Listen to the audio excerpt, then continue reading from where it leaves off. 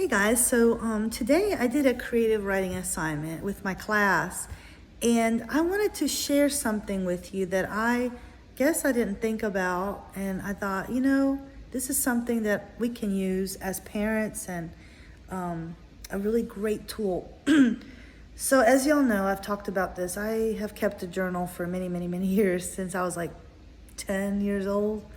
And so I have a lot of journals, And one of the things that I love about journaling is being able to go back and look at my entries.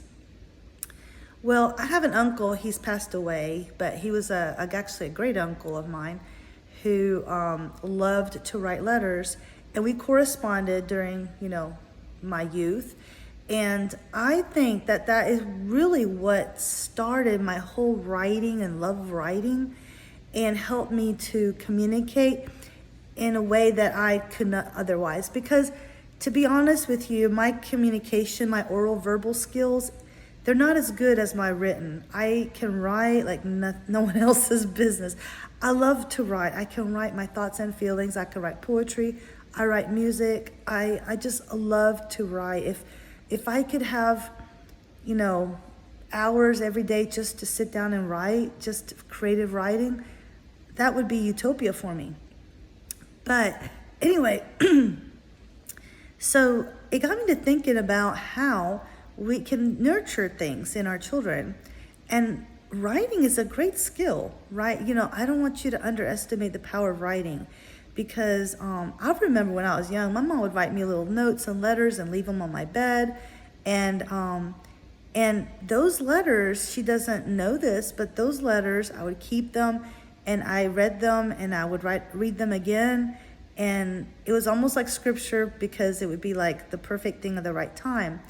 And so I felt like, talking about this with you guys, exceptional parents, and knowing that, if you feel like you can't get to your child, and you can't find the time to just sit and have that heart to heart, maybe you can start your conversations by writing a little note, especially in the preteen and teenage years. Those are very critical.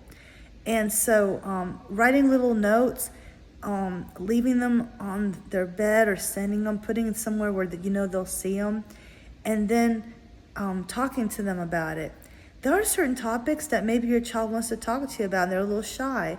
And so writing those little notes and maybe can spark that, trust and interest in wanting to talk about it.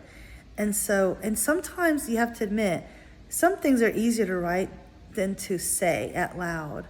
And so I think that it's a good tool that we could use, and we can kind of guide them towards that. Not to mention the fact that writing, again, is a good skill. They're going to have to write in school and in college if they decide, to go to college.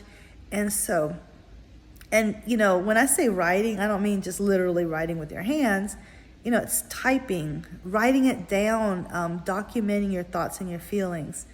And so, anyway, I was thinking about that today, and I thought I would share that with you, because it's one of those little things that I took for granted.